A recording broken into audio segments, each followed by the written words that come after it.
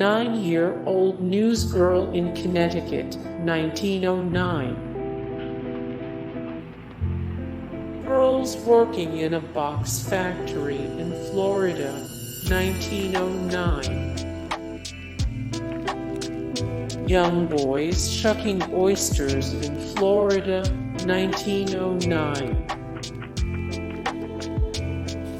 Girls at weaving machines in Indiana, 1908. Glassblower and molding boy in West Virginia, 1908.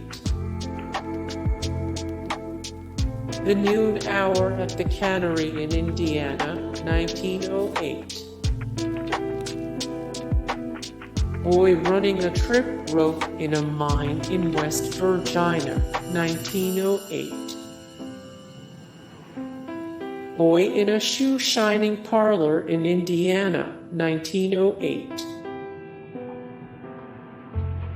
Basket sellers in Ohio, 1908. Boys in a cigar factory in Indiana, 1908.